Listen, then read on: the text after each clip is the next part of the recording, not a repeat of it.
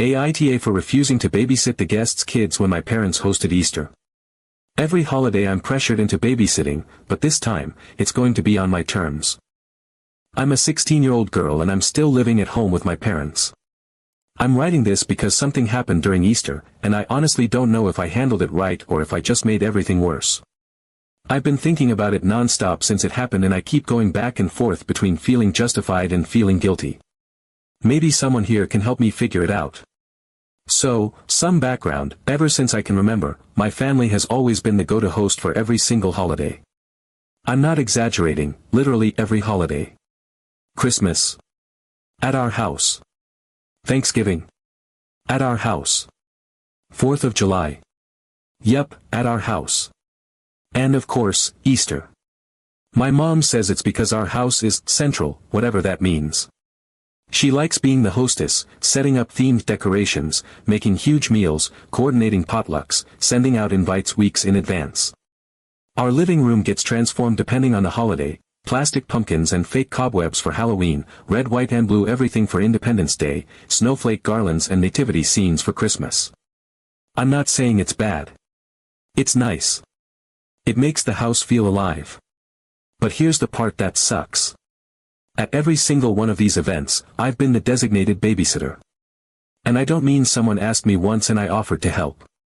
I mean it became this silent rule that everyone somehow agreed to, that I, a literal child myself, was responsible for watching everyone else's kids. I'm the oldest among the kids of the extended family and friend group, so I guess they just decided that made me the built-in childcare. It's been going on for years. I was 10, chasing around other 10-year-olds, wiping noses, and helping toddlers go potty. I missed out on desserts, board games, conversations. I didn't get to sit with the adults and hear the jokes or stories. I was always in the other room, building block towers or playing the same Peppa Pig video on loop to keep a screaming toddler calm. Nobody ever asked if I wanted to do it.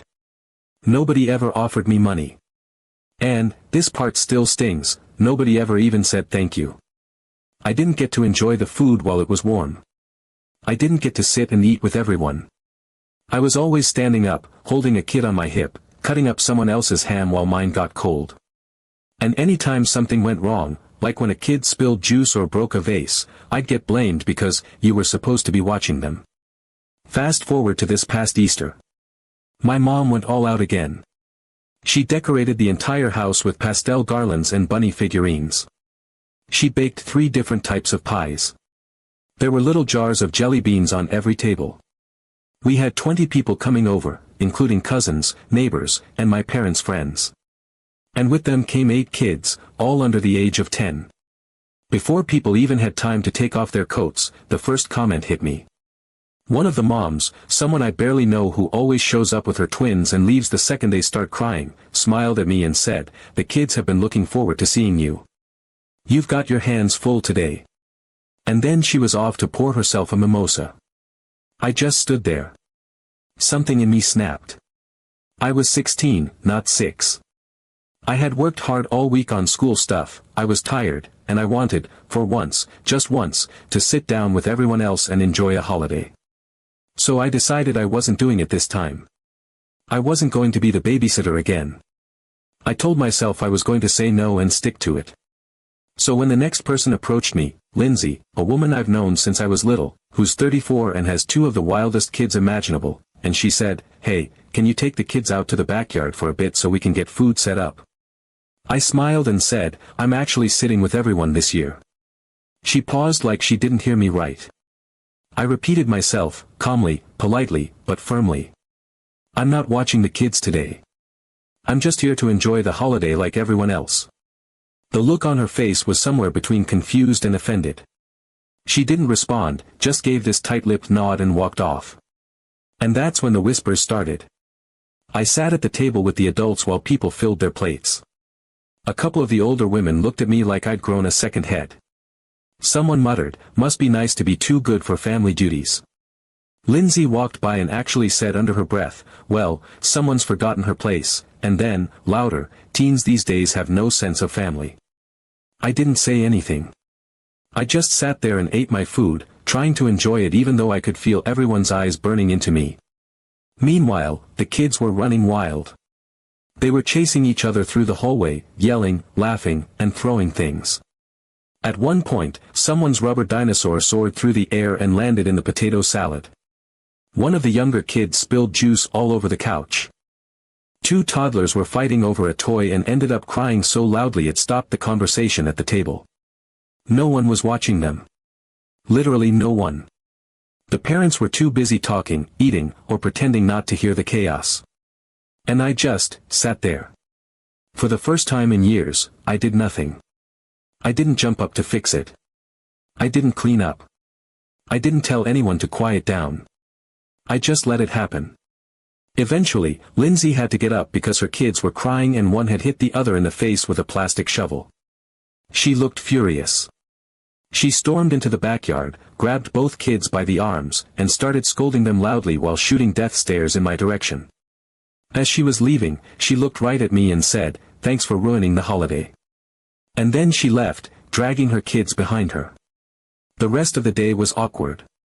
A few other parents scrambled to control the kids, but most just looked annoyed, like it was my fault everything was out of control. My mom didn't say anything directly, but she gave me this disappointed look when she was cleaning up, and muttered something about not being able to rely on people anymore. Now I don't know. Part of me feels like I was right. I'm not a free babysitting service. I'm a guest too. I'm a kid myself, and I deserve to enjoy the holidays just like everyone else. But another part of me feels guilty because the day was a mess, and I know it wouldn't have been that bad if I had just done what I usually do. I could have kept the peace. I could have made it easier for everyone. But I'm tired. I'm tired of being expected to give and give and give, and never be seen or appreciated. I didn't ruin the holiday. I just refused to sacrifice mine again. So, am I the asshole? Update 1. So, I didn't expect to hear from her again. I figured Lindsay would be too busy complaining about me in group chats or whispering about my attitude to anyone who would listen. But instead, she actually called me. Not my mom. Me. Directly. I saw her name flash across my screen and honestly thought it was a mistake. I hesitated for a second, but I answered. And the first words out of her mouth were that I owed the family an apology. Not a conversation starter. Not a question. Just a demand. She said I owed everyone for my outburst on Easter. I blinked, confused, because I had absolutely no idea what she was even talking about. Outburst? I reminded her that I didn't yell. I didn't storm off. I didn't throw anything or slam a door. I didn't even raise my voice. I literally sat down, quietly, at the adult table like everyone else. That was my big offense. She launched into this long-winded monologue about how I let the kids run wild, how I abandoned my responsibility, and how I clearly didn't understand how families were supposed to work. She said, and I quote, that I needed to understand my role in the family ecosystem. Like I was some kind of cog in a machine whose only function was to absorb the mess and chaos created by other people's kids. She told me that I'm still a kid myself, and that being a helpful family member is my job. I sat there, stunned. I told her, calmly, that I was not a babysitter. I never signed up to be one. No one asked me if I wanted that responsibility. It was just dumped on me year after year with zero acknowledgement and zero appreciation. I told her that I didn't owe anyone anything, least of all an apology for wanting to enjoy a holiday that I had also helped set up and prepare for. She didn't like that. At all. Her voice got sharp, but I stayed calm. She called me selfish, entitled, ungrateful. I didn't respond to that. I just repeated that I was not the family's free childcare and that I was allowed to set a boundary. And that's when she hung up on me. I figured that was the end of it. It should have been. But no. She wasn't finished. About 20 minutes later, I started hearing voices coming from the kitchen. My mom was home, and someone was on speakerphone. It was Lindsay. Again. But this time, she was crying.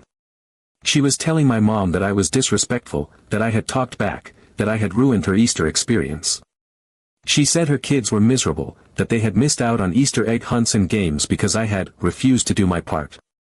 She spun it into this whole narrative about how she had just wanted a peaceful family gathering and how I had destroyed that by being difficult and uncooperative. She said I was acting out, and that my attitude was toxic for the family. I stood in the hallway and listened, stunned. I was ready for my mom to step in and defend me. I thought, after everything, she might finally say something like, "She's 16. She's not responsible for your kids." Or even just, "She's allowed to enjoy the holiday too." But that's not what happened. My mom didn't say any of that. She didn't defend me.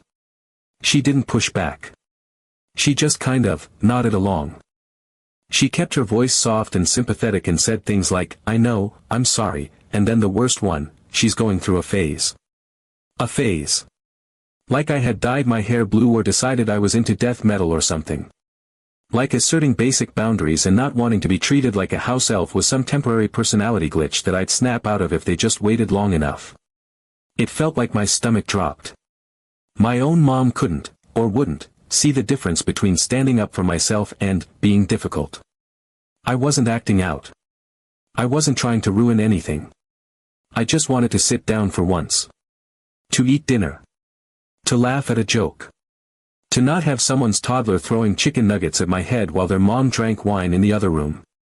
But now, according to Lindsay, I had ruined Easter. And my mom, instead of standing up for me, was smoothing it over by chalking it up to a phase. Like this was just teenage rebellion and not me trying to claw back a shred of autonomy in a house where everyone just assumed I'd take care of things no one else wanted to deal with. I walked away from the kitchen before they finished talking. I didn't want to hear any more. I didn't want to hear my mom say one more word to coddle a grown woman who cried because her 8-year-old had to be parented by her for one afternoon. I didn't want to hear her downplay my feelings just to keep the peace with someone who saw me as a tool rather than a person. That was infuriating. Update 2. I really thought the phone call would be the last of it. Or at the very least, the guilt tripping through my mom would be where it ended. I thought Lindsay would complain in group chats, ice me out at the next holiday, maybe throw a few passive-aggressive comments my way the next time we crossed paths. But no. I was wrong. So wrong.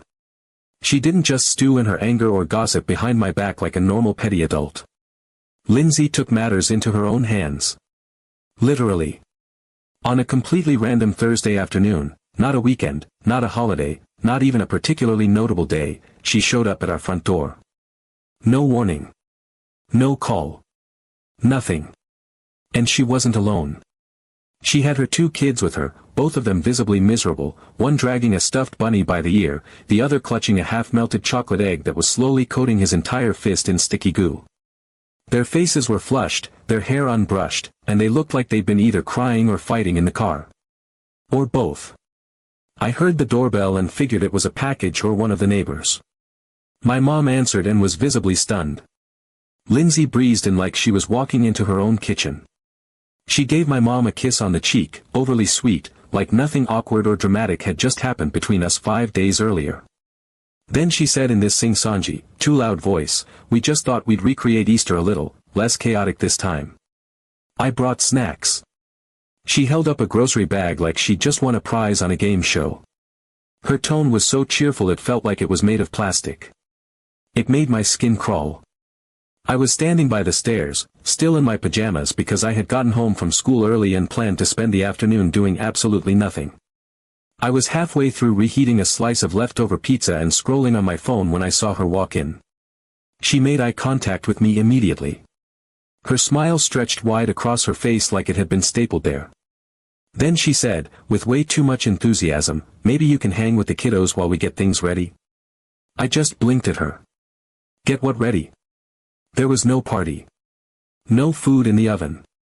No family gathering planned. Just a random Thursday, a normal weekday, with no context for her showing up. My mom, still standing near the front door, looked completely thrown off. She stammered something about not expecting company, but Lindsay was already walking into the kitchen, opening cabinets, pulling out plates like she had been given permission. Then came the kicker. She unrolled a bright plastic playmat in the middle of our living room, scattered a handful of broken crayons and coloring books across it, and handed me a juice box. Not her kids. Me. She handed me a juice box and said, "You can start with some coloring while I unwind with your mom." It took me a second to realize she wasn't joking. I stared at her. Then I said, "No. I'm not babysitting." She didn't react. She just blinked at me, like the words didn't compute. So I said it again, louder this time. "No. I'm not babysitting." That time, she heard me. My dad, who had just walked in from work still wearing his jacket and holding his lunch bag, stopped dead in his tracks when he saw the scene. Me standing stiffly, Lindsay's kids already wrestling over a broken plastic truck, Lindsay humming in the kitchen like this was some kind of planned event. He looked around, took everything in, and very calmly but firmly said, "This isn't happening today. We didn't agree to this." And that was the moment she snapped. All the fake cheer evaporated like it had never existed. Her face twisted, her voice turned sharp, and the mask dropped completely. She said I was being selfish, that young people these days don't understand sacrifice, and that parenting doesn't come with breaks. She launched into this whole martyr monologue about how some of us don't get to opt out of responsibility just because we're tired or don't feel like it. Then, she looked my dad straight in the eye and said, "You need to discipline your daughter before she grows up to be completely useless." The room went completely silent. My mom froze. I felt my jaw clench so tightly it hurt. My dad didn't raise his voice. He didn't argue or try to reason with her. He just looked at her, stone-faced, and told her to leave. That set her off even more. She huffed, muttered something about entitled teenagers and spineless parenting, and then started loudly packing up her things. She moved like a performer on stage, narrating everything as she went. She told her kids in an exaggerated tone, "Come on, we're clearly not welcome here." She crammed the broken crayons into her bag like they had offended her personally. She knocked over the juice box on her way out. She made sure we all heard her when she said, "Some families just don't know how to support each other anymore." And then she left. The door closed with a final, heavy click, and the house went completely still. For a long moment, none of us moved. My dad set down his lunch bag and quietly went upstairs. I stayed frozen by the stairs, still trying to make sense of what had just happened. And my mom just sat down at the kitchen table, not speaking, not moving, just sitting there like someone had unplugged her. That was the moment I saw it click for her. The shock, the awkwardness, the disbelief, she was finally seeing Lindsay not as a harmless, quirky family friend, but as someone who had been taking advantage of her and treating me like a piece of unpaid furniture for years. She didn't say anything. She didn't have to. Her silence said everything. I think that was the first time she saw Lindsay for who she really was. Update 3. About a week later, things escalated in the weirdest, most ridiculous way possible. I honestly thought we'd hit the peak of Lindsay's nonsense when she showed up at our door with her kids and a bag of pretzels like she was trying to throw an impromptu redemption Easter, but no. That was just the prelude. What came next was an actual smear campaign. It started with whispers. I noticed some distant relatives were suddenly colder in the family group chat. My mom got weirdly short responses when she mentioned anything I was doing, school events, piano recitals, little things like that. Then, out of nowhere, one of my old babysitters from years ago liked a bunch of random pictures on my Instagram and then unliked them all an hour later. I wouldn't have thought anything of it except the timing. Then the messages started. The first one was from a woman I didn't even know. Her profile said Carla, mutuals with a few family members. She sent me a whole paragraph in my DMs about how it's heartbreaking to see young people turning their backs on the values of community and empathy, and that abandoning children is never okay, no matter how difficult things are at home. It was surreal. I didn't even respond. I just stared at it, trying to figure out how this woman I had never met had formed a whole opinion about me. Turns out, Lindsay had been telling people that I had promised to babysit her kids on Easter. Not just that I was expected to, not that it had been the usual unspoken assumption, but that I had actually looked her in the eyes and agreed, then deliberately bailed. She told anyone who would listen that I was having some kind of teenage meltdown, that I stormed off to pout, that I left a group of children in danger. She used that word, danger. As if I had tossed her kids into the backyard and locked the door behind them. That was the final straw. I sat my parents down. I pulled out my phone, showed them every text I had with Lindsay. There were none about babysitting. None about Easter plans. Not even a vague hint of a request. Then I called Olivia, my cousin, who has her own long and colorful history with Lindsay. She'd been quiet during the original drama, mostly because she wasn't at Easter this year, but once I explained what was going on, she jumped into action. We started piecing together a history. Screenshot by screenshot. Message by message.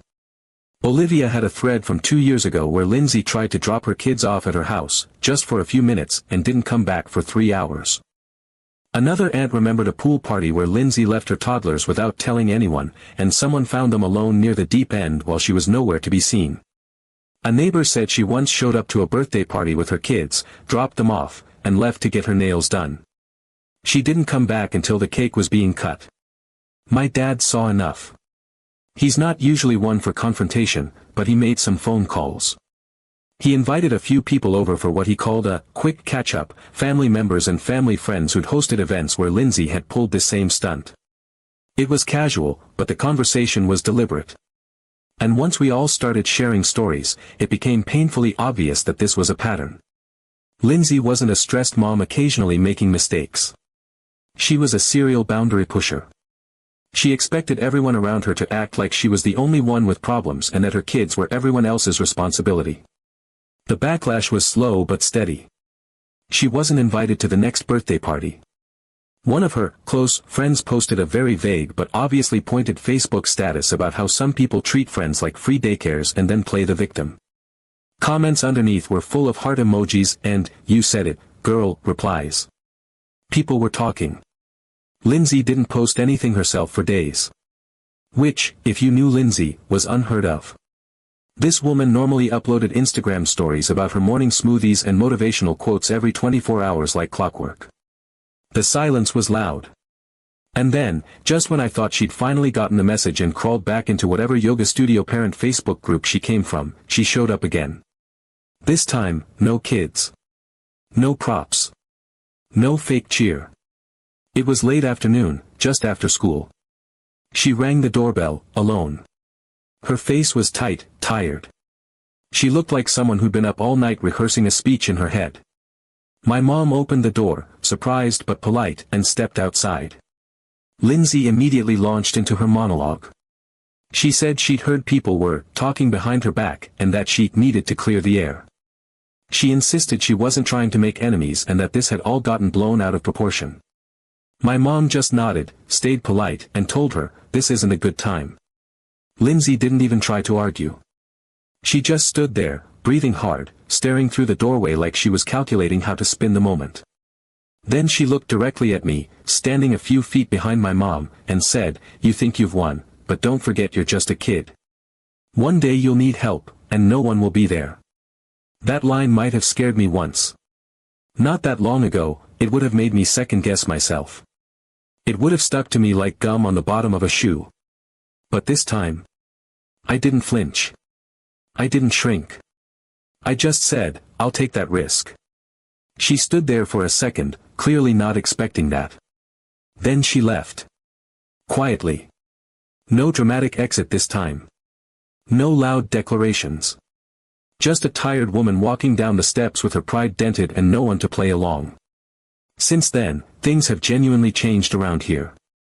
My parents started asking me before assuming anything about holidays. I get to decide how I want to help, and if I say no, it's no. We've started rotating who hosts the big family events, and the load has been shared more fairly. The Easter chaos was a wake-up call, not just for me, but for my whole family. At the last family barbecue, I wasn't stuck inside trying to teach a toddler how to hold a spoon. I was outside, in a hammock, sipping lemonade with Olivia, sharing headphones, laughing at dumb TikToks and just existing like a regular teenager. Refusing to babysit might seem small. To some people, it's just one event, one decision. But for me, it changed everything. I finally stood up for myself. After years of being expected to bend, to smile, to say yes, I said no. I didn't lose anything worth keeping. I gained something instead: my voice.